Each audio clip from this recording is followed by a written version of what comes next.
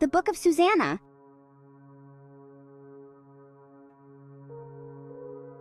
There dwelt a man in Babylon called Joachim, and he took a wife whose name was Susanna, the daughter of Chelcias, a very fair woman, and one that feared the Lord.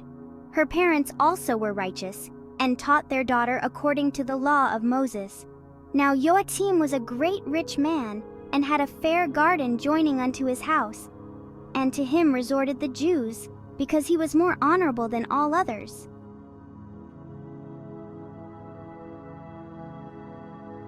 The same year were appointed 2 of the ancients of the people to be judges, such as the Lord spake of, that wickedness came from Babylon from ancient judges, who seemed to govern the people. These kept much at Joachim's house, and all that had any suits in law came unto them. Now when the people departed away at noon, Susanna went into her husband's garden to walk. And the 2 elders saw her going in every day and walking, so that their lust was inflamed toward her. And they perverted their own mind and turned away their eyes, that they might not look unto heaven nor remember just judgments.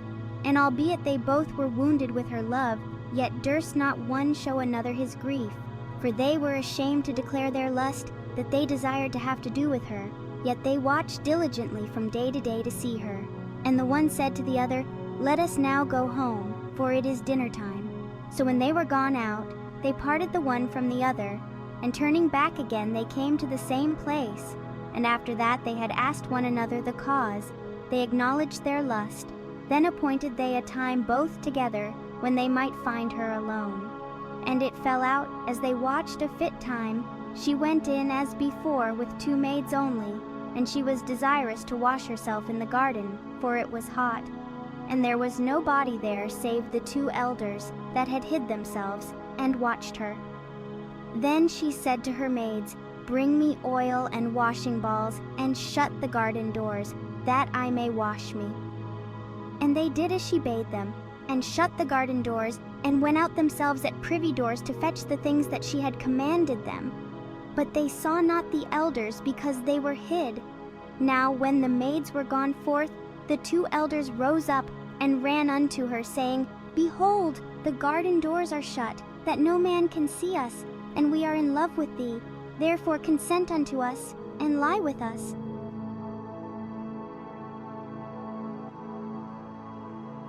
If thou wilt not, we will bear witness against thee, that a young man was with thee, and therefore thou didst send away thy maids from thee. Then Susanna sighed, and said, I am straitened on every side, for if I do this thing, it is death unto me. And if I do it not, I cannot escape your hands. It is better for me to fall into your hands and not do it, than to sin in the sight of the Lord. With that Susanna cried with a loud voice, and the 2 elders cried out against her. Then ran the one, and opened the garden door. So when the servants of the house heard the cry in the garden, they rushed in at the privy door, to see what was done unto her. But when the elders had declared their matter, the servants were greatly ashamed, for there was never such a report made of Susanna.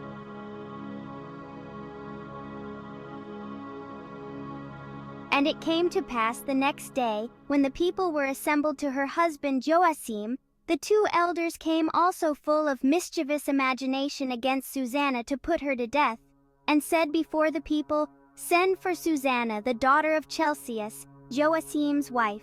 And so they sent.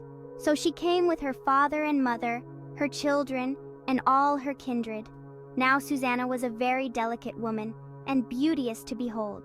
And these wicked men commanded to uncover her face, for she was covered, that they might be filled with her beauty. Therefore her friends and all that saw her wept. Then the 2 elders stood up in the midst of the people, and laid their hands upon her head. And she, weeping, looked up toward heaven, for her heart trusted in the Lord. And the elders said, As we walked in the garden alone, this woman came in with 2 maids, and shut the garden doors, and sent the maids away. Then a young man, who there was hid, came unto her, and lay with her. Then we that stood in a corner of the garden, seeing this wickedness, ran unto them. And when we saw them together, the man we could not hold, for he was stronger than we, and opened the door and leaped out.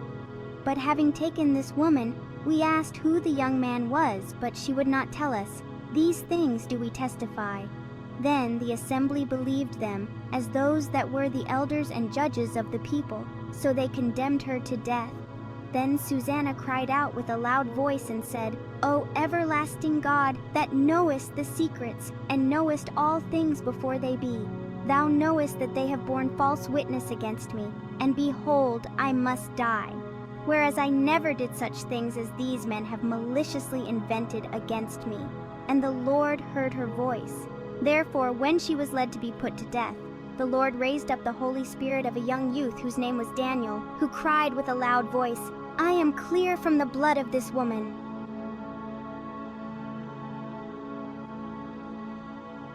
Then all the people turned them toward him and said, What mean these words that thou hast spoken?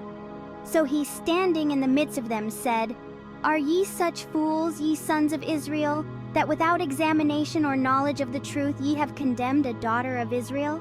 Return again to the place of judgment, for they have borne false witness against her. Wherefore all the people turned again in haste, and the elders said unto him, Come, sit down among us, and show it us, seeing God hath given thee the honor of an elder.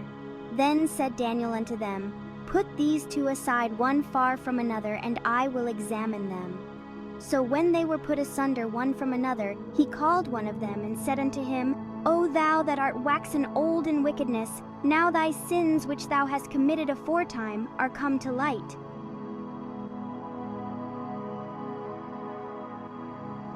For thou hast pronounced false judgment, and hast condemned the innocent, and hast let the guilty go free. Albeit the Lord saith, The innocent and righteous shalt thou not slay. Now then, if thou hast seen her, tell me, under what tree sawest thou them companying together? Who answered, Under a mastic tree.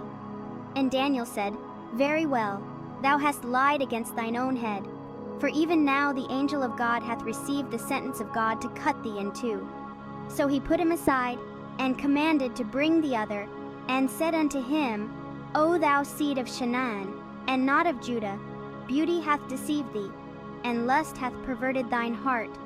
Thus have ye dealt with the daughters of Israel, and they for fear companied with you, but the daughter of Judah would not abide your wickedness. Now therefore tell me, under what tree didst thou take them companying together? Who answered, Under an holm tree. Then said Daniel unto him, Well, thou hast also lied against thine own head, for the angel of God waiteth with the sword to cut thee in two, that he may destroy you.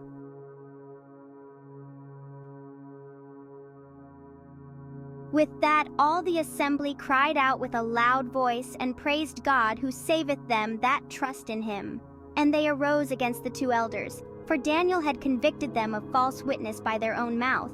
And according to the law of Moses they did unto them in such sort as they maliciously intended to do to their neighbor, and they put them to death. Thus the innocent blood was saved the same day.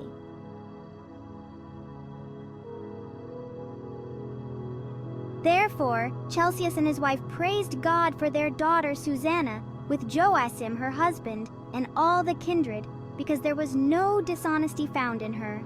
From that day forth was Daniel had in great reputation in the sight of the people,